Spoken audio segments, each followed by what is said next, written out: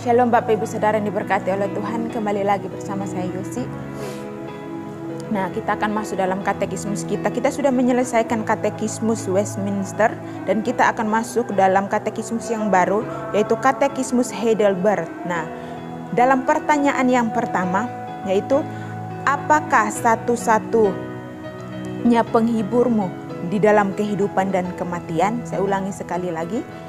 Apakah satu-satunya penghiburmu di dalam kehidupan dan kematian? Jawabannya yaitu hidup ini bukan karena kita, tetapi Yesus Kristus yang sudah setia mati memberikan keselamatan, menebus kita dari dosa, segala dosa dan pelanggaran kita. Yang kedua yaitu memelihara hidup kita, dan yang ketiga itu Tuhan memberi seorang penolong, yaitu Roh Kudus, untuk terus membimbing, menolong, mengarahkan kita supaya kita terus hidup benar dan kita tetap setia sampai akhir kehidupan kita.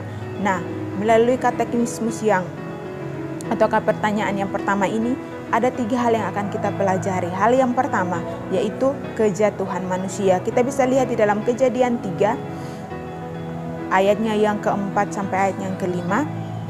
Kejadian pasal yang ketiga ayat yang keempat, sana dikatakan, tetapi ular itu berkata kepada perempuan itu, sekali-kali kamu tidak akan mati. Ayat yang kelima, tetapi Allah mengetahui bahwa pada waktu kamu memakannya, matamu akan terbuka dan kamu akan menjadi seperti Allah, tahu tentang yang baik dan yang jahat. Nah, hal yang pertama ini dikatakan bahwa pada waktu Bapak Ibu Saudara diberkati oleh Tuhan, nenek moyang kita itu Adam dan Hawa jatuh dalam dosa.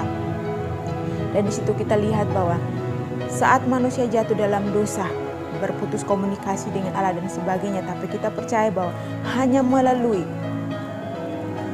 pengorbanan Yesus di atas kayu salib memberikan kemenangan kepada kita, memberikan keselamatan yang begitu besar kepada setiap orang-orang percaya. Bukan hanya untuk orang-orang percaya, kepada setiap kita umat-umat Tuhan di seluruh dunia ini.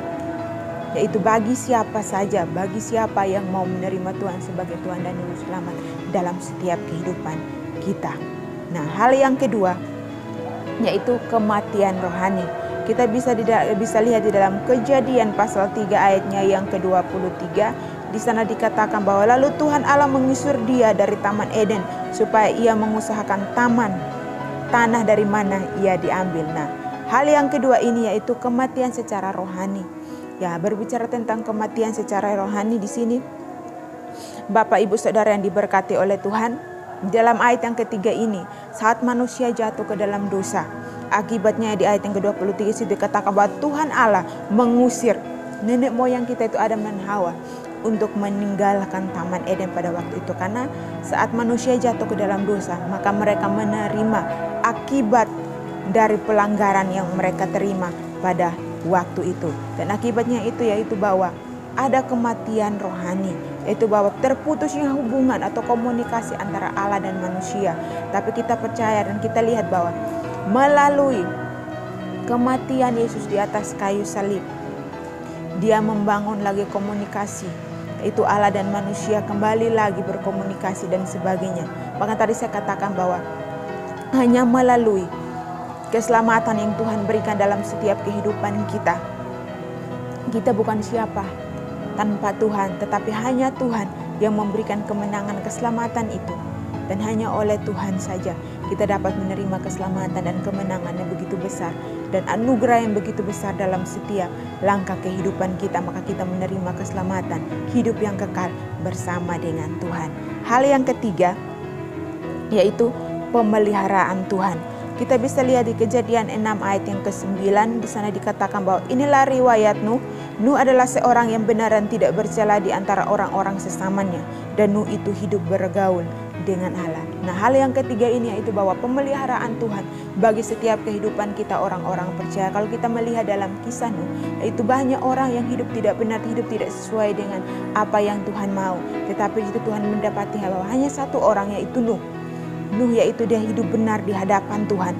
Dia hidup tidak bercela di hadapan Tuhan. Dan Nuh bergaul karib dengan Tuhan. Makanya itu dikatakan bahwa saat Tuhan memberikan sesuatu yang baik kepada Nuh, yaitu pemeliharaan itu dengan bencana, air bah, kita melihat bahwa ada pemeliharaan Tuhan di situ, dan Tuhan memelihara Nuh sampai anak cucunya dan sebagainya.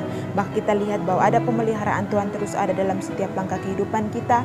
Maka dari itu Bapak Ibu Saudara yang diberkati oleh Tuhan, melalui katekismus pada sore hari ini kita mau belajar bahwa ada keselamatan yang Tuhan berikan dalam kehidupan kita, ada pemeliharaan Tuhan dalam setiap kehidupan kita, dan percaya bahwa saat kita mengandalkan Tuhan, terus hidup benar di hadapan Tuhan, ada hidup kekal saat kita menghadapi kematian nanti. Puji Tuhan, ini katekisme yang saya sampaikan. Tuhan Yesus memberkati.